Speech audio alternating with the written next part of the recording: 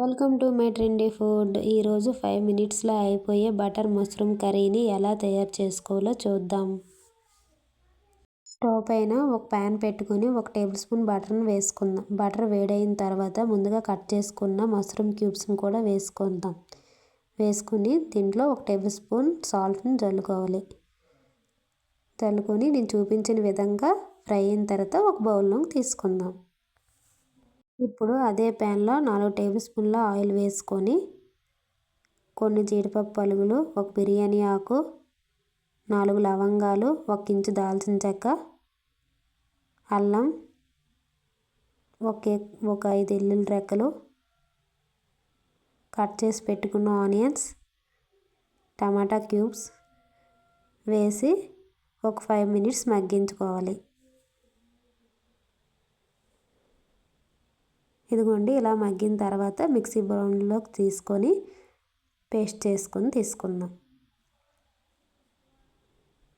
ఇదిగో ఇలా పేస్ట్ అయితే సరిపోతుంది. అదే ప్యాన్లో 4 టేబుల్ స్పూన్ల ఆయిల్ కూడా వేసుకొని ఆయిల్ వేడైన తర్వాత 2 పచ్చిమిరపకాయ చీలికలు, 1 table spoon butter, 1 table spoon మెంతాకు. ఇది వేయడం వల్ల మంచి ఫ్లేవర్ వస్తుందండి కర్రీకి. దాంట్లోనే బిర్యానీ ఆకు, లవంగా, దాల్చిన చెక్క కూడా వేసుకోవాలి. ఆ తర్వాత 1 టేబుల్ స్పూన్ పసుపు, 2 table spoon red chilli powder, 1 table spoon salt వేసుకొని ముందుగా గ్రైండ్ చేసుకున్న పేస్ట్ని కూడా దీంట్లో వేసుకొని వేయించుకుందాం. ఇదిగోండి ఇలా ఫ్రై అయిన తర్వాత ముందుగా వేయించి పెట్టుకున్న మష్రూమ్స్ని వేసుకుందాం. ఇప్పుడు మొత్తం బాగా కలిపి ఒక 1/2 టీ గ్లాస్ వాటర్ని వేసుకోవాలి.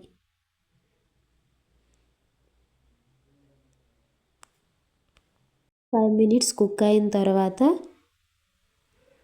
1 table spoon butter, 1 table spoon garam masala powder, కొంచెం కొత్తిమీర వేసుకుందాం. వేసుకొని 2 మినిట్స్ కుక్ అయిన తర్వాత ఎంతో టేస్టీగా ఉండే మష్రూమ్ కర్రీ రెడీ. చూడండి ఎంత బాగుందో.